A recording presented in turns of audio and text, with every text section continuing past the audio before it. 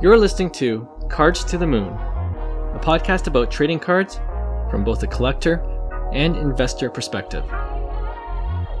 We hope you'll stick around for the ride as we take a deep dive into the state of the hobby, share some hot takes, hopefully some useful advice, and fun stories along the way. Hey all, welcome to Cards to the Moon. This is episode 64. I'm Clark from 5 Card Guys, and with me, as always, is Hyung of Integrity Sports Cards and John, who is Trade You at Recess, all one word, on Instagram. Okay, so off the top for today's episode, I know we're a bit late to this, but I wanted to still just briefly touch upon the release of Topps Series 2 Baseball.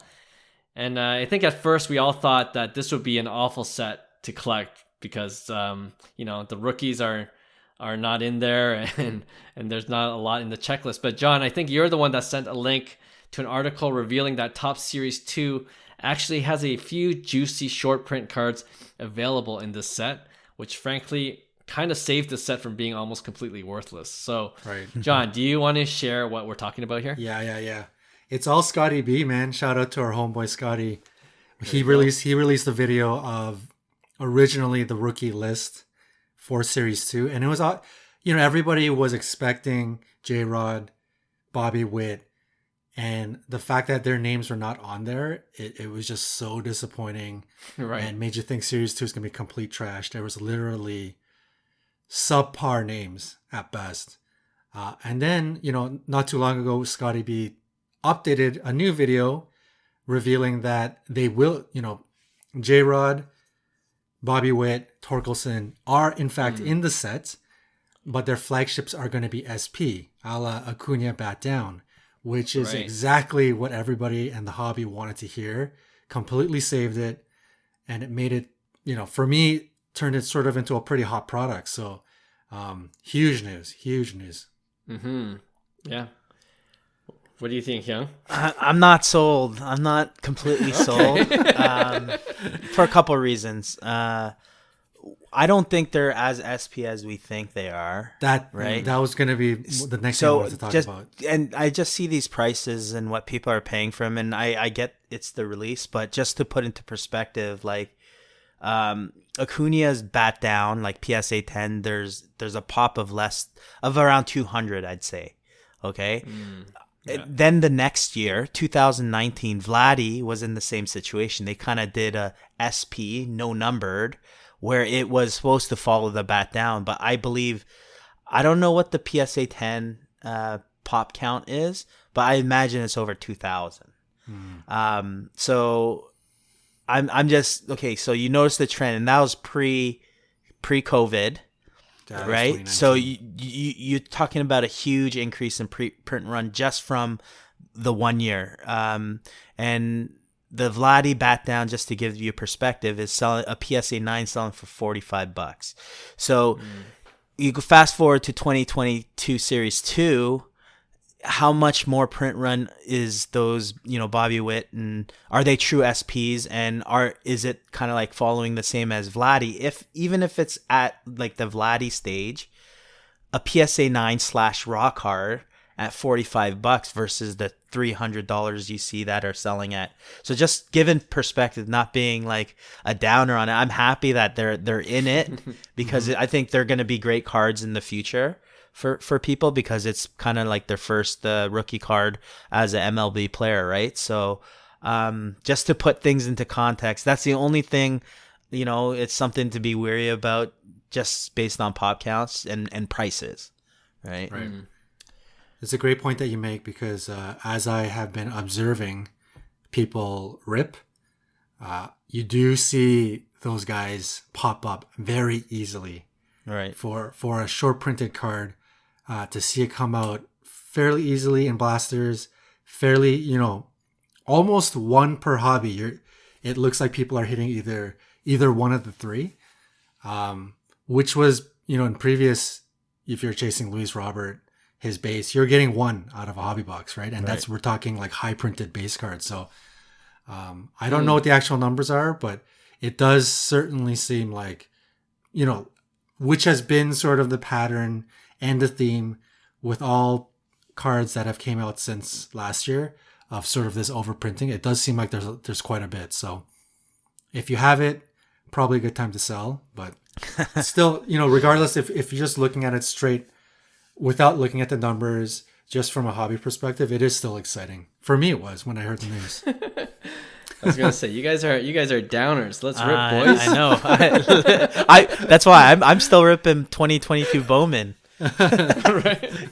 Chasing prospects. But then does that mean there's no parallels, right? Not for the SPs. For the regular, if they're regular rookies, then they would have their paper parallels that they would have, right? But which is good. That's another thing I don't think they should do is do an SP, a short print, and then create parallels on the short print. On the short print. I hate that. Right. Like I think it just takes away from kind of like that.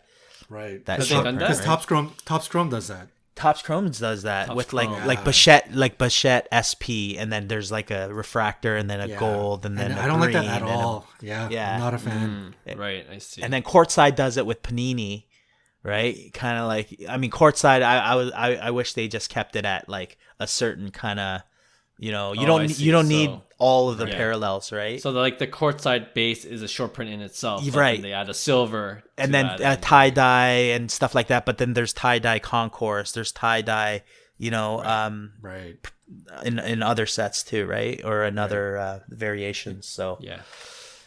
Okay, you guys saved me $250 Canadian. I know we gotta still rip. We gotta still rip a getting box. A jumbo. And Clark, that's what we have to do when we're in the office. Is like every time a new set comes out, we're ripping, and we're gonna rip on camera for content. Worst case, content. Right? That's our motto when we make content. Best case, we make card porn. Yeah. We get featured on card porn. Yeah. You guys get featured as scammers. I know. No, I can't wait till your new space opens so we can actually do some ripping and filming for sure. More content creation, Clark. More content creation. Right. Yeah. Before we go on to our next segment, I just want to point out also there's another round of the home field advantage inserts. I think we mentioned in a previous episode in Topps Series 2. And I completed the first set. And I think I got to go for this one. Oh boy! But I just checked that Wander Franco insert. It's still worth a couple $100. It shouldn't be because there's so many out there. And we were just talking about how limited are these SP or case hits really. And if you just type it on eBay, there's a lot listed right now on that marketplace. So the good thing for me, I guess, as a collector trying to complete this set, the other inserts are averaging around $25 to $40, $45, so it's doable. I just gotta wait it out for the Franco card to come down. I like the Wander card though. I think it looks nice. Yeah, I think it'll have legs as product dries up too. Like it is shorter printed than his base rookie that you get in Series 1, right? So it's I think it will be a demanded card in the future. Like it's just a nice shorter print and it's different, so I think it'll have decent potential, just not buying it now. With my luck, it's gonna go to we gotta pull it. Yeah, we gotta pull it. You know what? That might be my rationale to get a box of Topps Series 2. You also could actually pull autos of Bobby Witt in Series 2. Autos of Julio Rodriguez. It's all the 1987 kind of like that insert auto. So I think that's a pretty cool card because there's really no even with Acuna in Series 2 in 2018, 2019 Vlad, there wasn't an auto, right? The mystery auto came from Series 1. So it's good that they put another chase in those 87 inserts. So do you know if those autos are sticker or on card? You know what? I want to say they're on card autos. I'm pretty sure they're on card autos. If they are, sweet. Yeah. So there's some chase to it. It's okay. Yeah. It's not all bad. Young, you might have to take back your words, man. It sounds like a pretty good box. I think we need to rip Topps Series 2. It's about that time, yeah. All right. Okay, let's move on to this week's hobby headlines. So guys, we're still in this bear market, and every time I check my portfolio value on Card Ladder, all I see is red. Like every day I'm in the minus and the value is decreasing day by day. But you know what? At the same time, some of the cards I've been eyeing are coming down in value pretty hard. So I thought it'll be interesting to go over some of these cards that we used to talk about a lot, especially when the market was hot. And, ask ourselves, in our opinion, is it a good time to buy, or has the market downturn made us rethink who we should actually prioritize in buying, right? Like things have changed since February of 2020. So I can start this segment. I'm going to start with our boy, Louis Robert. We love him. We still like his talent. But believe it or not, his 2018 Bowman Chrome Rookie Autograph base card, which is graded BGS 9.5 Gem Mint 10 Auto, sold last week in a PWCC auction for $660, which is the cheapest probably it's ever been. Yeah, I think so too. And normally I would be all over that because that sounds so cheap compared to what that card's historical high was.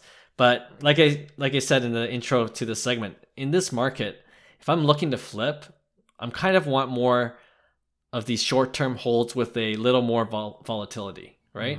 And Louis Robert is having a decent season, but he's not doing amazing. Like the hype that he had in his rookie season, he's not batting to that potential, right? It's kind of like the White Sox. They're the 500 team surprisingly, and they're not hyped up as much as they were last year. So to be honest, I almost rather spend that $600-700 on another card. And I was thinking, like, what would I spend it on? Like, probably like a Shohei Topps Update Gold PSA 10 that sold for about $700. Like a guy like Shohei that's kind of in the news, historical guy, and he's killing it when he's pitching and batting.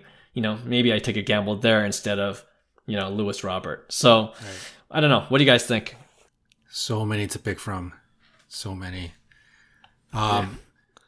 We talked about this, like, must have been a couple of weeks ago, but we're talking off air about Juan Soto, and I'm so big, this whole group, all three of us are big on Juan Soto just because he's in such a unique position within the modern hobby space, ultra modern. And what, we're talking about high printing and all of that conversation is coming into play. And Juan Soto, it was just a perfect storm of happenstance that one of the superstars in the game happened to come out and update and just have a very limited selection of rookie cards within Ultra Modern. So I think if you were to ever really hone in on somebody, I think somebody like Juan Soto, and coupled with the fact that you got market downturn / possible recession, which is probably going to happen, and then you have Juan Soto batting like 210 or something, whatever, he's in the worst slump of his life. So I think this is just like a perfect opportunity. And we, again, what I was saying about what we just talked about a couple of episodes ago, perfect example is the pink refractor from Topps Chrome Update, PSA 10. Literally 3 or 4 episodes ago, we were talking about it being at 1,500. And the last couple of sales, the lowest one sold for, I think it was like $765 or $770. Wow. Yeah. So half off. Yeah. And I mean, you could probably put good money on that this card could probably drop even further, maybe $650, $600. So like that's an entry into a short printed flagship card. And for those that don't know, Juan Soto's update doesn't even have many parallels to begin with, right? You got pink refractor, you got X refractor, you got the regular refractor. Hyung, we talked about it. Even the colors, it's just gold, red, orange, and super, right? So there's really, it's not even like you can get after gold or you can get after red. They are just aren't around. So you're really only left with refractor, X refractor, pink refractor. Right. So entry into short printed Juan Soto could in the next couple of months be $500-600, who knows? So just one to watch for me. That's the Topps update you were talking about? Topps Chrome update, yeah, pink refractor. Topps Chrome update. And I'm sure on the flip side for paper, like the rainbow is probably just as cheap, right? If not Right. even cheaper. No, I like that pick, John, just because we talked about it before, the scarcity of kind of like Juan Soto's cards and how that's gonna like play long term, right? And that just gives you a lot more confidence in paper parallels with Juan Soto. So his update gold, Topps paper, and his Independence Day, his Father's Day, his Mother's Day, like his black. That's why there's so much, because there's no other parallel of Juan Soto rookie cards, right? So I think long term they're great, and I got cut off when we were talking about Luis Robert, when you're talking about, I guess Clark brought it up, but the thing that worries about me about Robert is like the expectation is like, now he's 24. He's not 21, 22 anymore. He's 24. Right. He's been injured, and he's expected to put up numbers, which he's been hitting well in terms of his average, but like he has 8 home runs, on pace for maybe 20 to 25 this year. Like, and those are the things that I think people are starting to recognize, and that's where it becomes a tough sell. Right. Whereas like Juan Soto, he has a batting title, he has a MVP, he has a World Series, and he's on pace for 100+ career WAR, trajectory, right? So it's like until Luis Robert like puts up like 300 average, 30+, 100+ RBIs, and is like on a winning Chicago team, I think he's gonna correct till he proves that, right? So I think his prices are going to keep on falling. Like even his Topps Chrome base, it's like $15, like $20. Like it's so ridiculous. Yeah. I feel good about selling it for $30 at the Sports Card Expo. That was a great sell. You can't give those away. Yeah. I know. It's crazy. That's a really good point. Okay, I'm going to throw out a player at you guys, and you tell me if you're buying or not, okay? Because this value has dropped hard, okay? So at the peak, this highly touted prospect sold for a BGS 9.5 auto 10 of his Bowman Chrome prospect auto, sold for $4,500. Okay. Has never played a Major League Baseball game yet. Okay? This is going to give it away. He's a New York Yankees prospect. Okay.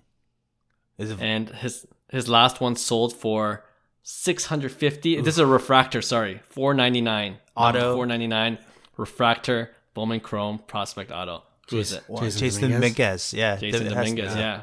Wow. $650 for a refractor Bowman Chrome BGS 9.5. And then, remember the hype? Right. It's like going for thousands. So yeah, what are you guys doing with Dominguez? Oh man, this one's hard for me. Like I haven't checked the stats lately and what he's been doing, but I know he got off to a really slow start. So that really, like, people are like, this guy's like the hype, and a lot of people went off of him right there, right? But then he started picking it up. I haven't checked recently how he's doing, but he's still young. Like that's the thing. It's like he's so young. 19 years old. He's 19 years old, and he's already here. Playing in pro ball essentially, right?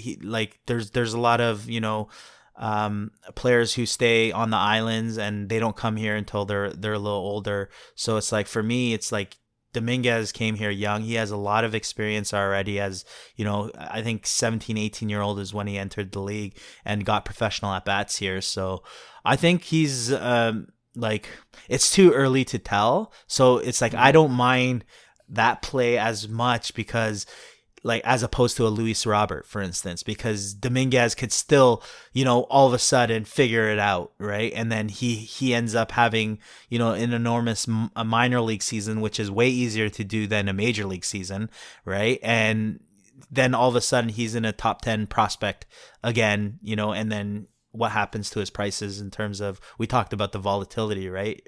So it's like, how low can it go? And then if you buy at the bottom, it's not a bad gamble, I would say, because, if Dominguez figures it out, it could, potentially, not obviously go back to where it was, because 2020 Bowman was released right in the hype of kind of like the COVID era, right? So I think I remember Bowman hobby boxes are like $750, which is ridiculous. You chasing one auto, and because Dominguez was like $20,000 or whatever, right?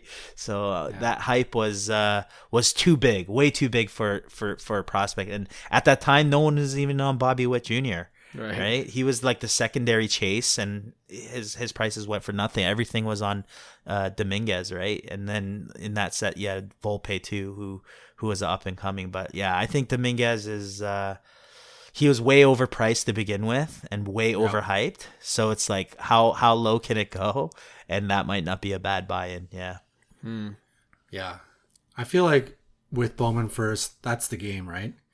You either play in that space when it first releases and you're breaking and you're selling. You got to sell. You're all up in that at the beginning. Yeah. And then there is probably going to be another opportunity later on when that prospect starts to get close to making the majors and there's another run up, right? So Jason Dominguez is just one of those players where you just shouldn't touch him in that space in that first year of release.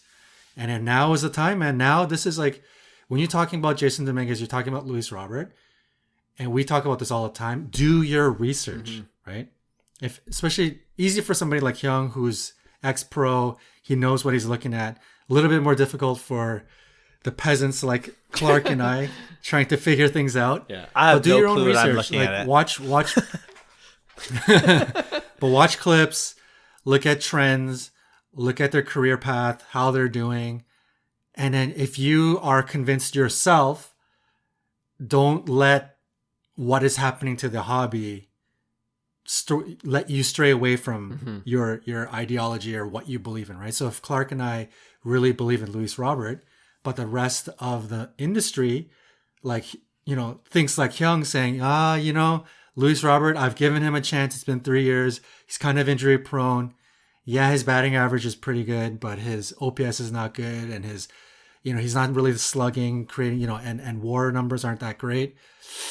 I don't know if I believe in it anymore, right? But if you're like Clark and I, and you've done your research and you do believe in it, this is an even better opportunity, if you believe in Jason Dominguez, to scoop him up when everybody is off him, right? It's what happened with Vladdy. It's what happened to Shohei. And I mean, it doesn't come with its risk. You can go all in when everybody's not in, and you can lose it all as well, right? But if you're in the mindset to try and really exponentially win on some of these plays, you certainly have to go for things when people are off it and you try and go in and make the play, right? So this is where research really comes into play and can help you out. Just throwing it out there, guys. His comps, like comps as in not like price comps, but his comps as in like player comps. Player comps. Okay, this is crazy. I didn't know this, but this is ridiculous. Come on, like this is on MLB, like the website. Bo Jackson, Mickey Mantle, Mike Trout. Come on. That is very optimistic. All the writers are from New York. They're just drinking that Kool-Aid. Oh man, for real. Yeah, that's crazy. But those are big names to be compared to. Those are big names. Yeah. So Bo Jackson. Actually, no. Sorry. Bo Jackson is ridiculous. No, yeah. I was gonna say because Dominguez is a monster. Right? This is like 19-year-old kid that's like Bo Jackson was a monster. 240, 260 jacked. Yeah. But people don't realize like Bo Jackson. Because the younger folks that are listening to the you don't know who Bo Jackson was. This guy was the ultimate athlete, a pro in like 2-3 sports. Like he was ridiculously athletic. So we would certainly be downplaying Bo Jackson to compare him to like this big Jason Dominguez. Man. Yeah, but man, those are some hefty comparisons. Yeah, so I mean, MLB has its optimism, so that's where a lot of is that a recent article? That's his scouting, basically a scouting report. It's signed for $5.1 million. And he has a power 60. Like 60 is pretty good for his age right now. What's the scale? Like 19 years old. It's out of 80. 50 being the major league average, 20 lowest grade you could possibly get. But I mean, most prospects are floating between that 50, 50 and 60.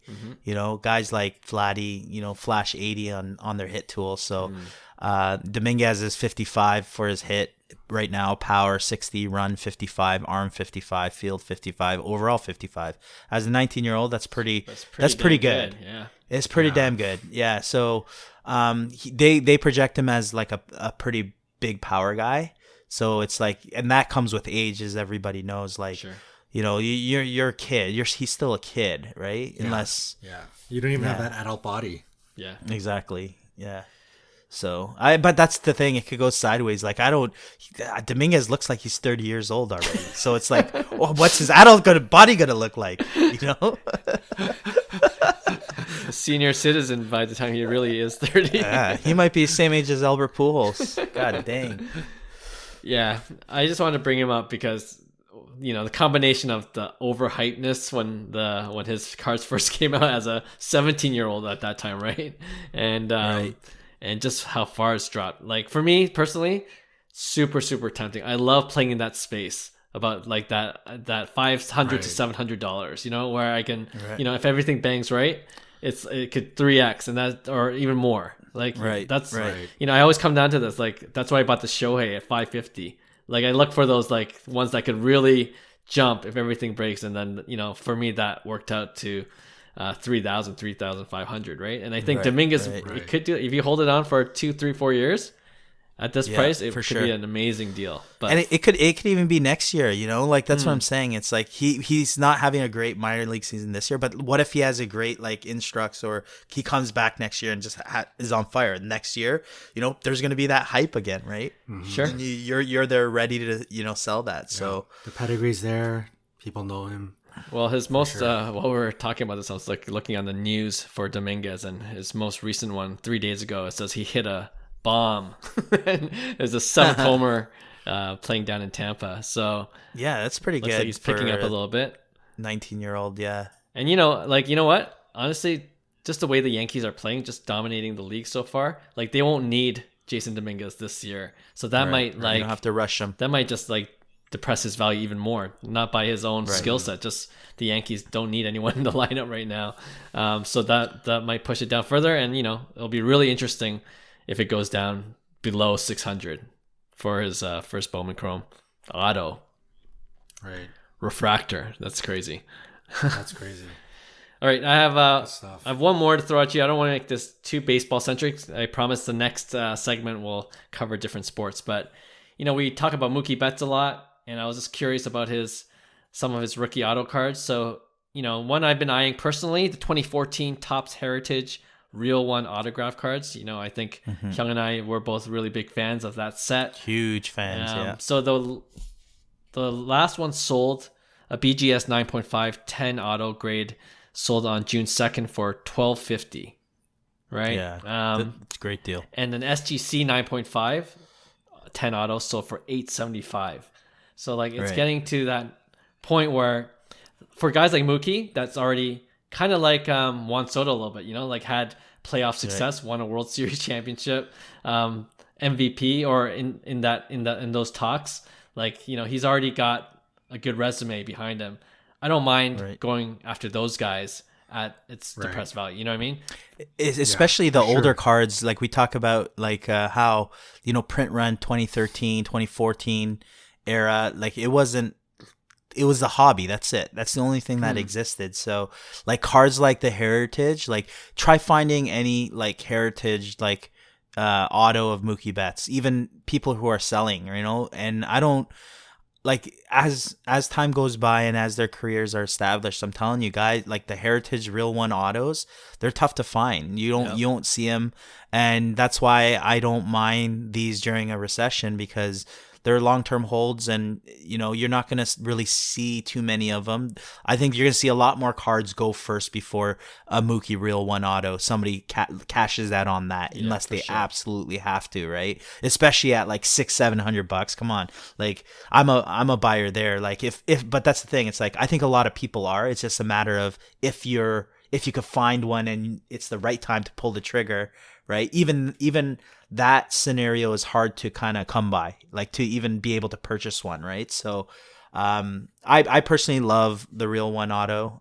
Redding is like a bonus, but it's crazy. Like Yeah, Mookie Betts, I love that buy just because, Mookie Betts doesn't have too many rookie cards too. He has his Topps Chrome update, which goes for a lot. That is $600 to $1,000, right? Mm-hmm. So if that's selling for that much, then I'd rather have a real one auto at kind of like that same price point, right? Yeah. Right. So. Yeah, I think just, going back to the very beginning, Clark, you're questioning on like initial thoughts and like how low prices can go. When I study, because I'm in real estate. When I study real estate, I'm with Hyung in thinking that I think prices can get a lot lower. Here in Canada, they're gonna jack up the rate, the interest rate again, probably next month, and possibly another time in September. And it's really basically you're studying human behavior at this point, right? Anytime things like this happen, it's not necessarily that people are absolutely broke and they can't afford it.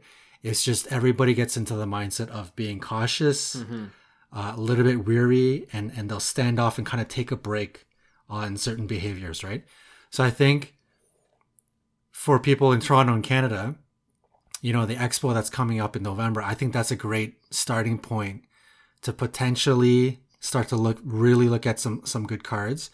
And then from November to probably like very early spring, February. That's my complete personal opinion. I think that can be a great position to buy.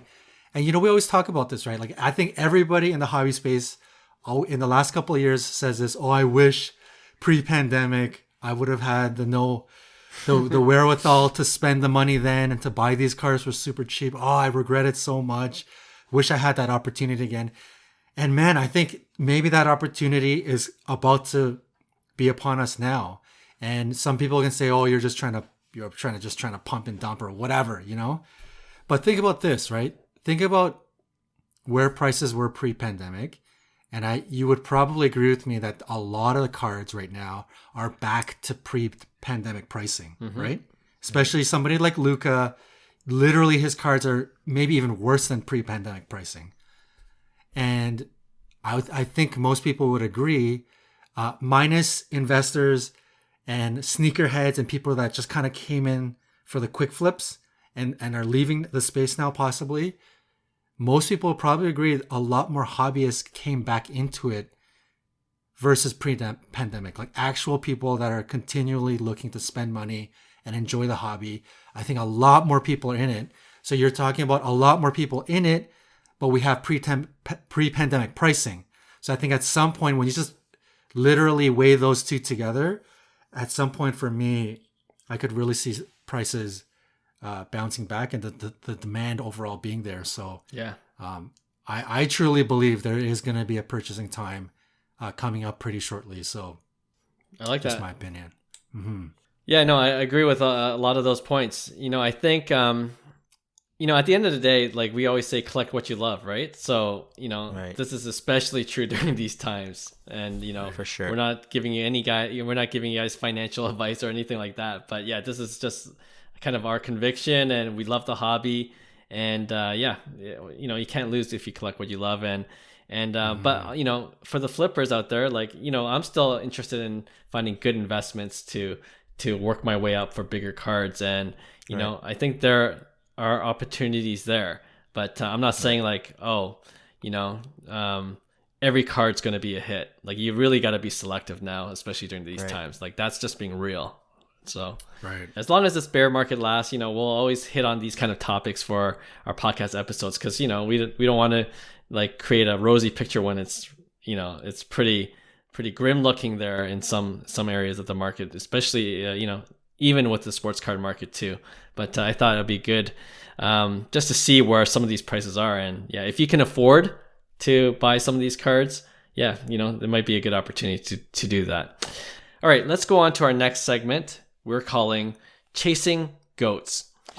So we teased this in our last Friday episode.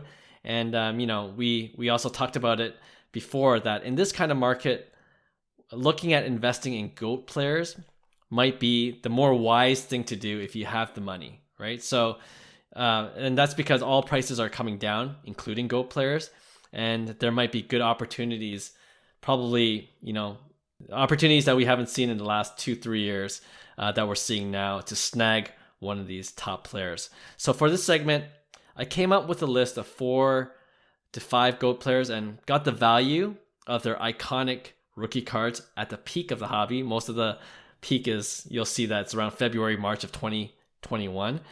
And then I compared it to the last sold value. And I just want to know if you guys are tempted at any of the current prices or if you're waiting for it to go even lower. Okay? I think some of the listeners might be surprised at the significant drop in value for some of these GOAT cards too. So it'll be interesting to see your reaction to them. Okay, let's start with the Mike Trout Topps update, PSA 10. What year was the Topps update again? 2011. 2011, thank you. 2011 Topps update, PSA 10, Mike Trout. In February 2021, it sold for about $7,000, PSA 10. And the last crazy. Last sold for $2,300. What do you guys Damn. think with that card in particular? I'm waiting. Okay. I think true value on that card's around $1,200. Oh wow. And the reason why I say that is I don't know. Do you have the pop report? I'm just looking at it right now. 5,000? Maybe less, maybe more. I don't know these days. 5,718. There you go. So there you go. So yeah, like I just don't see it holding. There's too many. There's too many, and I've seen that card. I remember when that card was pre-1,000. So it's like, and it was right before probably the pandemic. So it's I truly believe, like, because it's a base card at the end of the day, and we talk about short printed base cards of like Acuna Pop 200. Big difference between a Pop 5,000. So how can it sustain that price at 2,300 even with this kind of recession coming up? I think it's going to dip lower. So I'm gonna say I'm a buyer at around 1,200, maybe 1,000 even. Okay, yeah, that's insight there. Johnny, you buying? No, I agree with Hyung. I'm a wait on it. I personally, I know for everyone who is a Mike Trout fan, this is like the holy grail flagship card. For me, I don't know. Maybe it's the influence of what's been happening with base. But on a personal level, I'm not that interested in his iconic update card for some reason. Like, I think it's just too boring, as much as it is an iconic image. So for me, obviously I would love a Mike Trout card in my possession at some point, but for me, I would probably target something else. Now, with that being said, if you are in the space to want this card, you've always wanted it, this is the holy grail, I will agree with Hyung's assessment. I didn't realize it could go down to 1,200, but I was going to say something like 15, 16, but I mean 1,200 is pretty close enough. But I can certainly, I'd put money on it for sure that it would go sub 2K. So yeah. If you're in the space to want this card and always wanted it, there is going to be a time for you to pick it up in the next little bit. Yeah, no, I totally agree with you, Hyung, especially with that pop count. It's just too high it's a base card, even if it's a PSA 10. But yeah, I would definitely wait further. All right, I won't belabor that point. Let's go on to another popular, essentially base card of LeBron James. Of course, the Topps Chrome PSA 10. The sold February 2021, if you can believe it, for $43,000. My goodness. That's a Pico top right there. And it last sold for $8,000. $43,000 to $8,000. Yeah. So LeBron James, you got the same kind of feeling with that, or is it different? It's a little different for me, because he's one of the guys that I would target, especially his Topps Chrome, because it is a lower, even though it's the a pop base count is 2186. Yeah, so that even then I'm kind of hesitant at that price point, at that $8,000 price point. I know we mentioned it Friday. Like, I'd be interested in a conversation at $5K. Okay. And then I would like it to even go lower because I remember when those were like November 2019, right before the pandemic, 2,500 I passed, and then 3,000 I passed, too expensive. 3,500 I was like, okay, what's going on? And then it just kept on going up from there. So I'm guessing that it's going to retract back to those prices. Maybe a little better because LeBron aged. I guess he didn't really do much in the last year, so but he did win a championship, I believe, the year before. So I think the true value might be around 3.5 to 5K on that card, based on its pop report. Wow. Oh man, Hyung he's savage, man. He's really hammering these cards. Jeez. Well, I just think that we're not even in a recession yet, so it's like when we're talking recession, we're talking 30 to 50% off from this, right? Yeah, so no, I agree. Is there a sell button for LeBron? Because I would like to. I'm with Hyung. I think most of the cards on the list are going to be a wait, but 8K, I can certainly see it falling. I was going to guess at a minimum to 6,500. I wasn't as harsh as Hyung, but I could see it. Whatever Hyung is saying, I'll believe it too. I could see that happening as well. You guys know me. I'm just not, this wasn't, it is an iconic card. Yes. If you love LeBron, this is probably high on your list of a card that you want as a collector. It just isn't for me. So, I really don't know. Even at 8K, even at 5K, LeBron's just not for you. It's just not for me, man. There's just so many other cards that I would rather have, but I can certainly understand. I think if from an investment side, at 4 or 5K, it is certainly something to look at for sure. Yeah. Mm-hmm. For me, it's similar in the sense that it's a base card. I don't want to spend that kind of money on a base card. That's what it is. And it's funny because I think one of my 1v1s in the episode 2, 3, 4 months ago was like, do you see this exact LeBron James Topps Chrome PSA 10 going under 10K? Like, wow, okay, that's happened. So that's and who could have predicted just what the economy is at now, but yeah, like I think it could certainly go down further. I expect it to actually. What I'm doing though is like with these, especially with basketball Topps Chrome cards, I'm really interested in the refractors. Like I would be willing to pay a little bit more to get a nice Topps Chrome refractor, right? Like a PSA 9 refractor, PSA whatever, yeah. Exactly, even if it's a slightly lower grade. That's I like that play better, yeah. Yeah. So, right now, if you look at it, it's still expensive, right? For these key cards. But as everything comes down, if it comes down enough, I might pull the trigger on one of the Topps Chrome refractor at a lower grade. All right, let's go on to football. Patrick Mahomes. I should have gone with Tom Brady. I don't know why I went with Patrick Mahomes. Maybe I'll go search. I don't think Brady's affordable. Maybe, yeah, still not. So let's go with Patrick Mahomes. His Panini Prizm PSA 10 rookie card. In April of 2021, it sold for $12,000, and it last sold for $3,700. So a third of the price. That's like Optic Hollow price when we were saying buy. Yeah, exactly. That's insane. Damn. Yeah, I don't know. Like I'm too high. I'm gonna look at this pod count. Yeah, I think prices are too high. $892.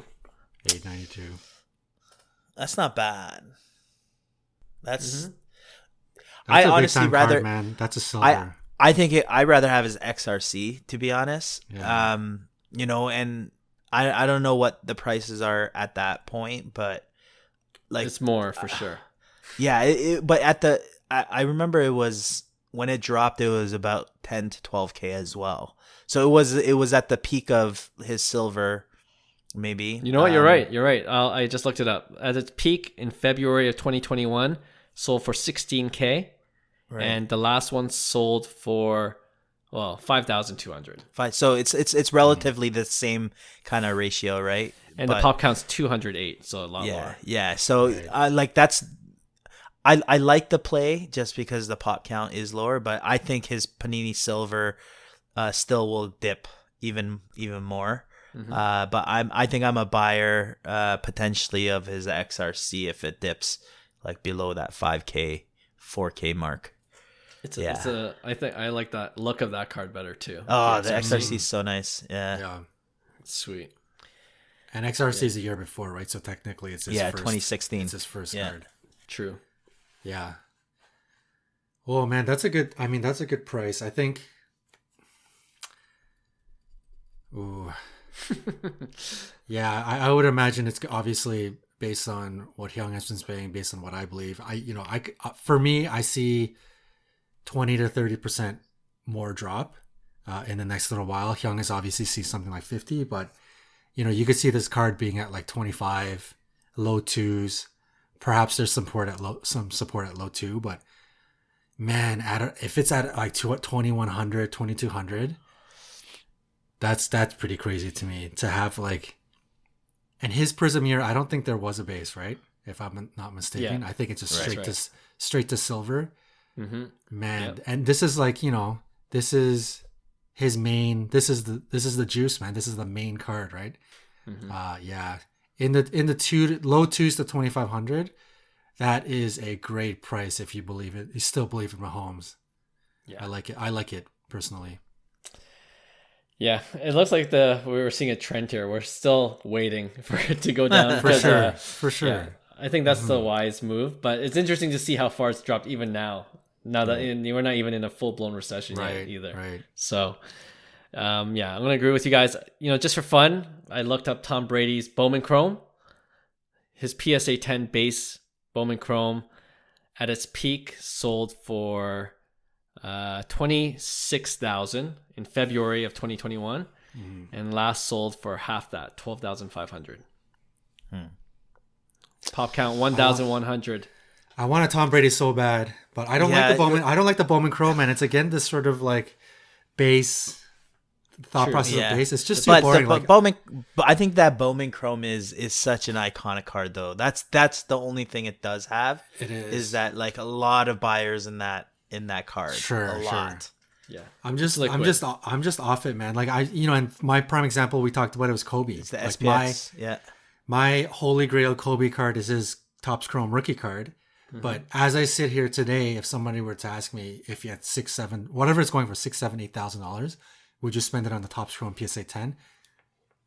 No, I wouldn't anymore. Right. As much as I do think it was a holy grail, there's just so many cooler. Like I would go for a flawless patch auto of Kobe at that price. Like a PS, even if it's a PSA 8, right? So I'm off it. But I would love to have Tom Brady, as you mentioned, Tom Brady. But at the Bowman Chrome PSA 10 level, I would rather target the SP Authentic PSA 8. Yeah. I think they go for kind of like roughly the same price. Like for me, that's such a way cooler, more limited purchase. Yeah. So that's kind of the route I would take. Mm-hmm. Yeah. Yeah. I still like the optic hollow for Mahomes better. Me too. So imagine we can pick it up for like 900. Oh man, that'd be gone so fast if that's what it's listed at. Yeah, we'll just wait and see for that. But yeah, it'll be interesting to see how Mahomes cards, especially with the NFL seasons coming up. I think out of all the sports, football's going to pick up sooner than the other sports, right? So I don't know what the window is to buy some of these prices though. It might do one of those like it might start trending upwards and then come back down a bit. The timing's going to be tricky, but that's football cards for you. All right, let's go on to hockey. I just chose Connor McDavid, his Young Guns PSA 10. Last sold for $4,000 in November of 2021, so not that long ago, and it sold recently for $2,700. So out of all the ones we've heard, this has the least volatility. But what do you think with McDavid's Young Guns PSA 10? Do you know the pop count on that one? I'll look that up right now. It's probably like 650-ish. Or actually more than that. 900. Probably under 1,000. Under 1,000, I'd guess. Yeah. Young Guns PSA 10. His pop count is 2,320. Oh shoot! Wow. And Young Guns is such a base card. Like I had another base. Yeah. I had a McDavid Young Guns, and a PSA 10, and I ended up selling it for around 4K at the time, or just under, I think. Mm-hmm. And I was like, I don't think this card is worth 3.5, 4K. Right. But then you look at like cards like Ovechkin, and what they've done, what he's done kind of this year. Mm-hmm. And I think his Young Guns went up to like 10K at one point, which is ridiculous, crazy. right? But then it's retracting as well. I mean, Connor McDavid for me is a buy in general. I probably wouldn't buy his Young Guns, to be honest. I think there's so many more like better options out there than his Young Guns card. But I think if the price drops to under 2K, I think it's something that is worth looking into for sure. Right. Because I think it is a card, if you're a hockey collector and you believe in Connor McDavid, that's kind of like a target card that I think you should have, right? So, and you know what, they show promise. They went pretty deep into the playoffs, which is something that it was never supposed to happen, right? Or we were questioning when it was going to happen. So, there's a little hype behind that too, and I think under 2,000 is a buy. Yeah. I mean, if there's ever a hockey player to chase, it's definitely Connor McDavid. Yeah, I'm kind of like with you. Young Guns on a personal level, it just doesn't really do it for me, but I can completely understand it. It's entry level, it's actually really expensive entry level, but it's as liquid as it gets, right? So on the trade floor, whatever you want to do with the card later, it just makes a lot of sense to go after the Young Guns. Me personally, especially if you're thinking about somebody like McDavid long term, and I think McDavid certainly is one of those players that you can have confidence in to hold long term, that he's not going to go anywhere unless some freak injury happens, but he is on that Soto. He's actually higher, to be honest. He's higher than Soto and Luka. Like, this guy is unbelievably generational. So you can have the utmost confidence to like really invest long term. With that being said, with the Young Guns at 2,700, like for me, I'm really honing in on like secondary sets. So I know for hockey, Upper Deck is, that's the company, but you can look at, Connor McDavid. Not many people know, but Connor McDavid has like a skybox. There's McDavid skybox numbered out of $4.99, and it just sold on PSA 10. I think it went for like $12.50, right? Yeah. Numbered, rookie year. Like for me, for half the price, long term, I think that's such a better play. I think there's so much opportunity for McDavid because as Young Guns becomes unavailable, people are going to want anything of McDavid. And when they look, even something like Skybox, it's going to be super, super short printed. I think those are cards that can really exponentially grow in the future. So, and if you have more money, to be really honest, if you have more money to spend than 2,000 or 2,500 or 4,000, I would try to target the SB Authentic Auto in any grade. Auto, yeah. The Future Watch in any grade. Like even if it's a PSA 7, I would much rather target that for $5,000 or whatever it would go for. Would you crack it and get an Authentic Auto hand slap? Yeah. I probably, to be honest, I probably would. But I think if you're in that level to try and squeeze your way into like Future Watch at any grade, I think that's the move. Yep. Yeah. That's one of my Grail cards for sure. Mm-hmm. It's just kind of a boring segment because we're all off base, right? I need to find someone that loves base, and then we could really debate for this. Oh, that's a tough one right now for this segment. But and I, in last week's episode, Will was saying how he hates when we all agree. Yeah. So, but you can't force it. Yeah. So I won't add to that, but yeah. I was never really a big fan of Young Guns anyways because the fact that it's base. But it is, I can't argue how liquid it is, especially up here in Toronto, Canada. When we go to local card shows, it's changed hands so many times. But right. All right. I wanted to include this last one real quickly. It's he's not a GOAT player, obviously, because he's so young. But in the hobby, it's one of the more iconic modern cards. Luka Doncic's Silver Prizm basketball card, rookie, PSA 10. In the hype, March 2021, is sold for $9,000, and the last one sold for $1,900. I bought one for $2,300, thinking that was a good deal. Right. So, at what point? And we thought there would be resistance at 2K, right? Like I think in one of our episodes we mentioned that. So it's kind of went beyond 2K at this point. 1,900. I wouldn't be surprised if it goes down further than that. More. But yeah. What do you think? What's the pop count on that? Sorry. 2,100. Like. Yeah. 2,100, eh?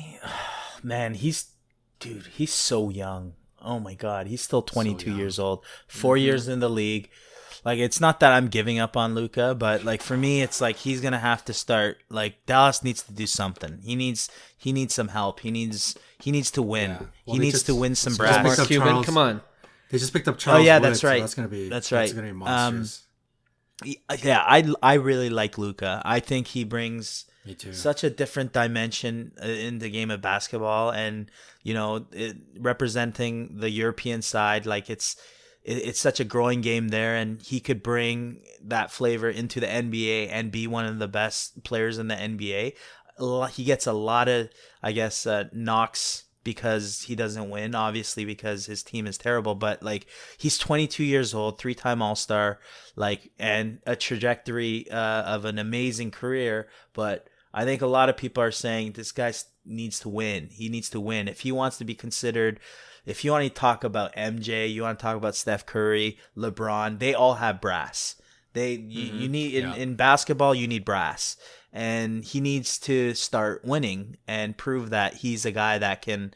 If he's considered the GOAT, you gotta be the best, right? At the end of the day. So, like I said, he's 22 years old, too early to give up on. And if Anthony Edwards is at $1,000, like I think there's if you're close to there, and even 1,500, like I wouldn't mind having a Luka Silver in my collection just because it was 9,000 at the peak. It's like it's ridiculous where it's at now. But I think I like Luka. I just think he needs to win in order for him to sustain those prices that he had. Right. Yeah, I mean, you guys know how I feel about Luka. I'm still trying to target a numbered card. I don't know, 1,500, 1,400, 1,300, 1,200. I can't imagine how that's, for me, not a buy to get into his main rookie card silver in an OG parallel. Me on a personal level though, and this is kind of biased because I just love the look of that year of Luka's Optic Hollow, but I'm kind of on the train of Clark, your thought process on Patrick Mahomes. I think if the prices really get that low, let's say the Silver Prism is at like $1,250, I'll probably mean the Optic is at like $850, $950. For me, I'm probably going after the Optic Hollow. So either way though, I think either one of those cards, I for me it's a buy. I think he is that special. Yeah, definitely not giving up on Luka. I'm actually pretty bullish on Luka, especially next season. I just feel like he came into this season out of shape. I don't think he's going to do that again. I think he's learned his lesson, and they've done it. Like Mark Cuban's done it before with Nowitzki. Like I know he can put a team together to support his star player. And I'm banking on that. But if it goes down to 1,200, 1,300. I gotta buy another one. Your dollar cost averaging. Dollar cost average Luka Doncic Silver Prism all day. Yeah, 100%. Buy 3, and then your 2,500 goes down to that $1,400 range. You're good. Right. You read my mind. Can you believe not that long ago for these prices I was buying like 2 Optic Hollow bases? Yeah. It's insane. It was a different time in the hobby just 2 years ago. Yeah. All right. That was a fun exercise. It's I think we might even revisit this again at the end of summer just to see where things are at. Right. I feel like one of us at least will grab one of these GOAT type players sometime this year, like we've always been talking about during this bear market. So we'll see how that goes. All right, let's wrap up the show with our regular weekly segment we call Pick One. All right, and this is, of course, our favorite segment where we put up 2 cards or 2 sets and we debate which one we would rather invest in. All right, Hyung, do you want to start things off? Sure. I'm sticking with baseball as usual. I love my baseball and going more of a hobbyist approach here. Acuna is obviously a hobby. Like people love him in the hobby as well. Huge collectors. Pre-COVID is very tough to get his cards. Actually, he was probably the biggest chase pre-COVID, and we talked about this card earlier. The Bat Down, 2018 Top Series 2 Acuna Bat Down PSA 10. So last couple sold for the range of 1,200 to 1,500. And I think the pop count is, I want to say, about 200. So it's pretty low versus a 2018 Topps Update Gold, which is numbered to 2018 Acuna PSA 10, which sold for the same price, 1,200 to 1,500. So his Series 2 Bat Down is kind of his flagship, kind of like first rookie card, short printed, very desirable, iconic card. And so is his Topps Gold Update PSA 10, which has a pop of, I believe, just under 200. So the pop count is very, very similar. The gold is a little more rare, but the price right now, the price point is the same. So what are you going with? If I've only had a budget of, let's just say, $1,500, and I narrowed it down to these 2 cards, the Bat Down PSA 10 or the Update Gold PSA 10. That is a tough one. I struggle with this because Acuna Bat Down is one of the more iconic modern baseball cards and images, and I love that. I love that card. But at the same time, all of our minds have kind of, changed in the last little bit in terms of thinking of base or just, normal paper rookie cards versus the Topps Update, which is not as, desirable image, but it is the gold numbered. Oh, that's tough. I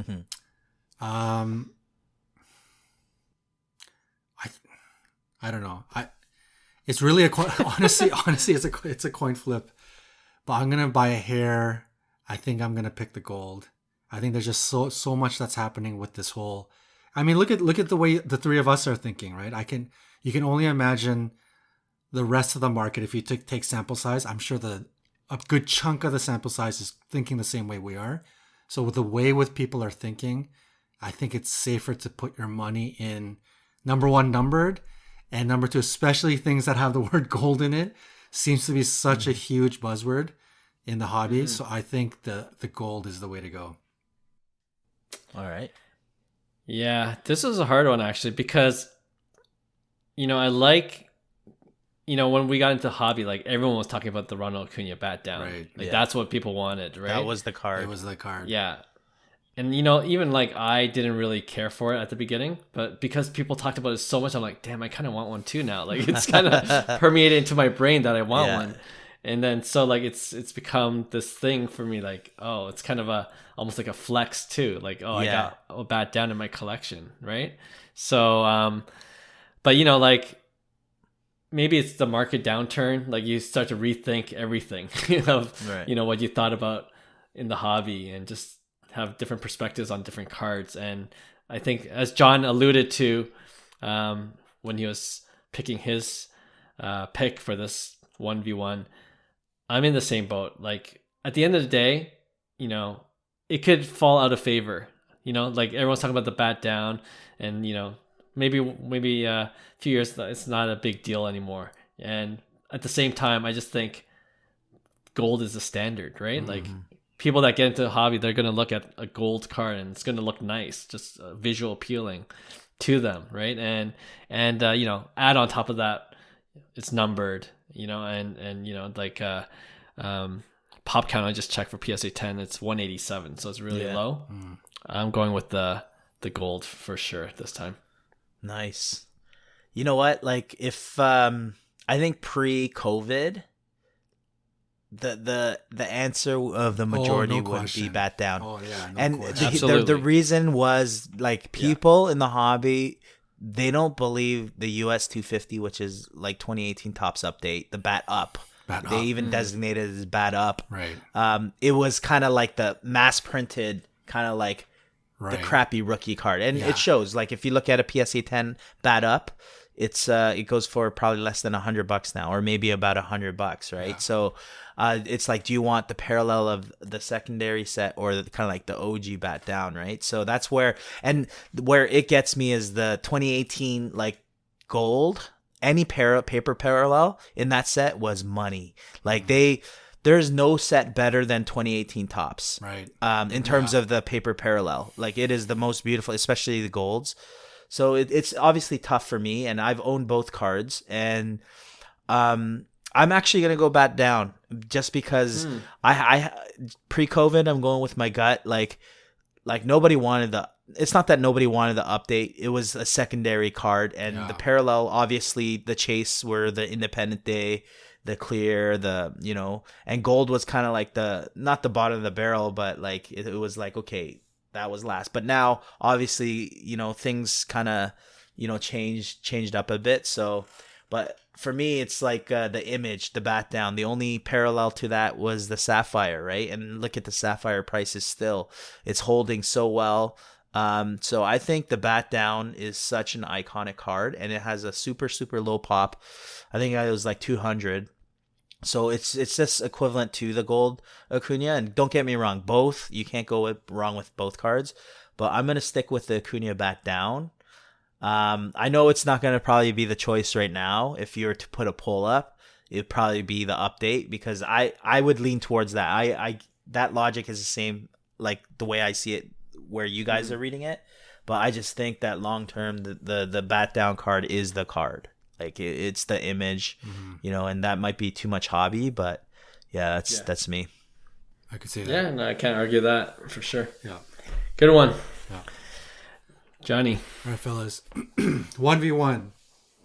If you could get rid of one of these for good, out of the hobby, non-auto relic hits and sticker autos, or overprinted parallels like what? Shock, Pulsar, Fast Break, all of this nonsense that we're seeing.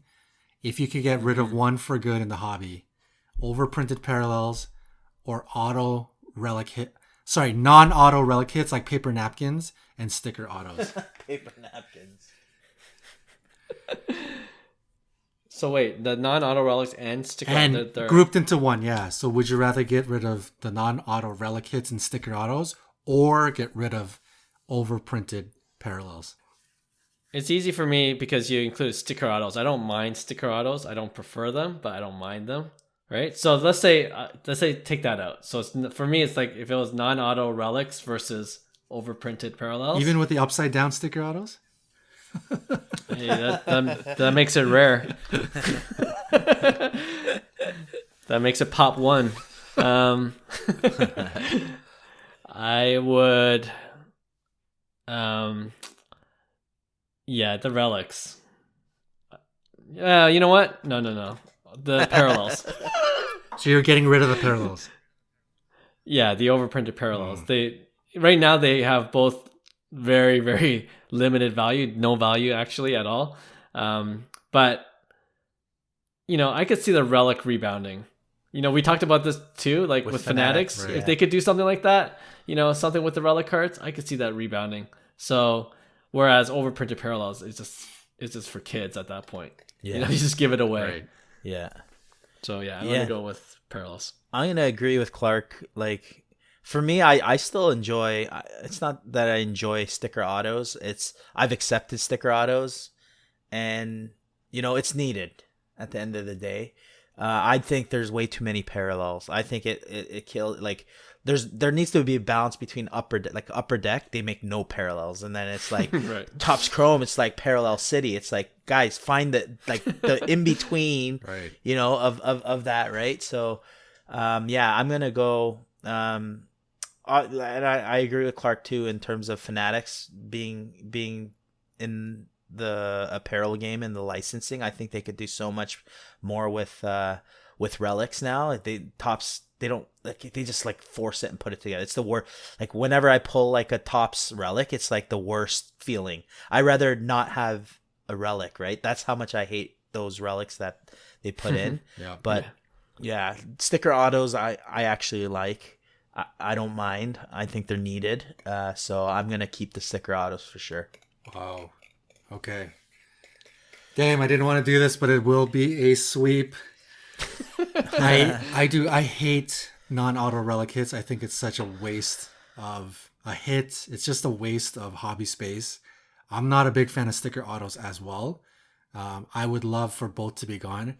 With that being said, though, I'm such a classic collector. Like, I love that, going back to, like, Refractor Jones as a guest, like going back to like 93, 94, 95 Topps Finest when I was collecting those bigger cards. Like collecting and like hunting for the refractor back then. It was such a big thing. And I still to this day, you guys see my collection, right? My collection versus Clark's collection, there's a clear difference. Like, I always collect flagship, non-auto parallels. Like, that's my thing. I love the major league flagship, like the pro flagship, and then the parallels, especially like the OG parallels. I'm such a big fan of that. So I like what's selected to the brand in producing like 300 parallels or whatever he did. It was just such nonsense. I was so not a fan. And if these, Panini and Topps can bring it back to, even if you had to, actually, no, sorry. Not overprint, keep it low print. I don't want to see overprint base. But if they just got rid of that stuff, man, and brought it back to like the OG parallels only, I would be such a fan of that as a collector. So for me, yeah, I hate both sides, but I just hate the overprinted parallels way more than I hate the non-auto relics and sticker autos. So yeah, it's going to be a sweep. Okay, so we'll finish off with my 1v1. So we say, during these times, you got to collect what you love. So this is kind of my PC question. Ooh. So I want you guys to help me out. And I was trying to kind of get a couple cards that have somewhat equal value. So I had to do a little bit of math here. But yeah, on one side, the Cal Ripken 1982 Topps Traded rookie card. I've always wanted one of those. Still, we talk about cards that are holding better value. The vintage ones are doing okay, and that's at about $5,000 right now, PSA 10. And on the other side, the Derek Jeter Topps Gold PSA 10. So nice too. $2,500 each, so two of those. So two Derek Jeter Topps Gold PSA 10 versus one Cal Ripken Topps Traded 1982 Topps Traded. Yeah, I'm gonna go Cal Ripken, man. Like, for me, I'm OG. Like, that Cal Ripken card is such a like nostalgia card for me, because for me, I grew up in the 80s. I was out of the card game by the time I was like 93, so it's like 93 I think was the last year I kind of like was in the card game.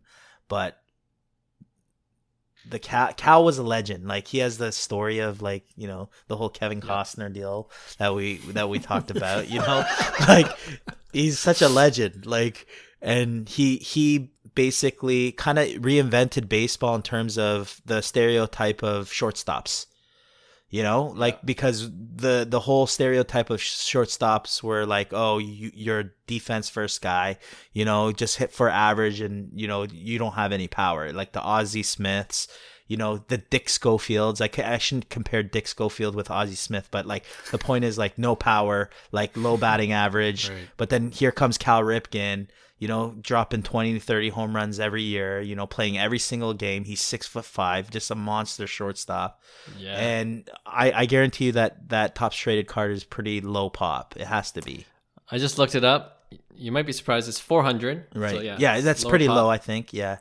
And the Derek Jeter Topps Gold PSA 10 is 409. Oh, so it's pretty equal. Even, eh?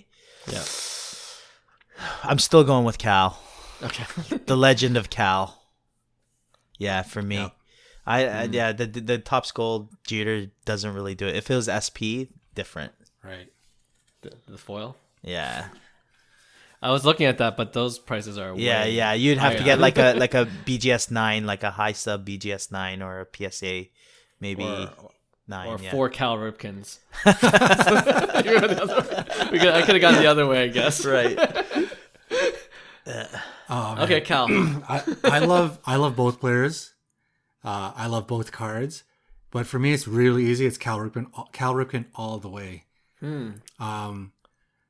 It's just like 82 tops traded, like the graphics, the image, it just screams like the epitome of like 80s, modern vintage or vintage sports cards. Like, it's just beautiful, man. Like the coloring, everything, the design. 82, I love it. I was never like a huge, Clark, you're like a huge Cal Ripken fan. I wasn't. I liked Cal Ripken, but he wasn't like my favorite player. But the card, I would love that card because I think the card just represents that time frame, and it's just beautiful. So as a collector, it has everything. Eye appeal. It's Cal Ripken. It's rare.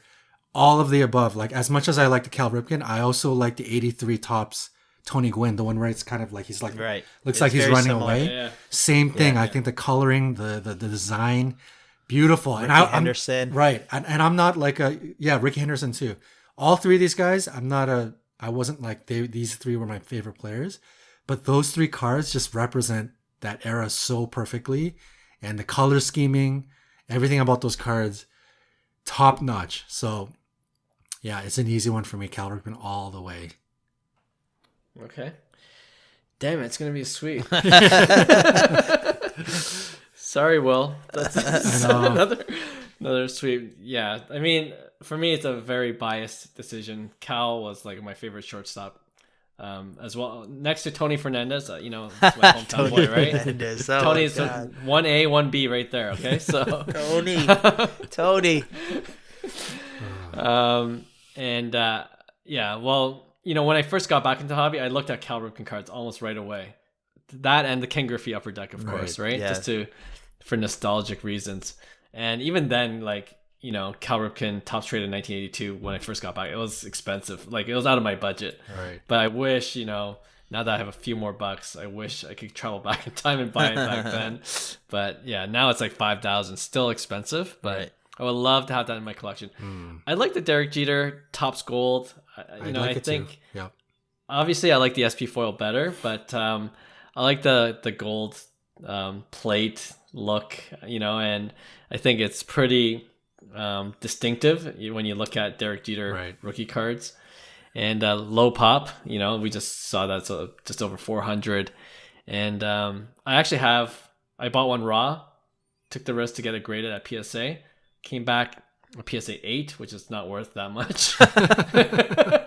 It was $100, PSA 8. Yeah. But those cards are hard to get. Obviously, hard to get the PSA 10 now, right? For sure. So, I thought, and he plays for the Yankees. Jeter's obviously a lot of people's favorite players as well. Actually, when I got married, for my groomsmen gift, I gave each of them not a Topps Gold. I just didn't have that much money.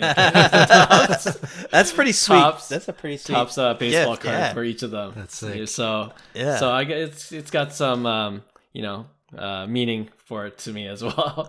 But ultimately as a collector, I'm going with Cal Ripken. Yeah. Nice.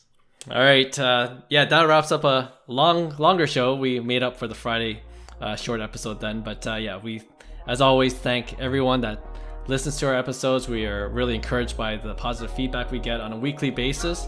And if you want to see more of our podcast content, check out our Instagram page as well, at Cards to the Moon, all one word. And we'll be back for another new episode next week. We'll see you then. Bye. Hey, thanks for listening to Cards to the Moon. We'd really appreciate you subscribing to our podcast wherever you listen to your podcasts. And you can also connect with each of us on Instagram at 5cardguys, or you can follow Hyung at Integrity Sports Cards, or John at TradeU at Recess. You can also check us out at 5cardguys.com. Thanks again, and hope to connect soon.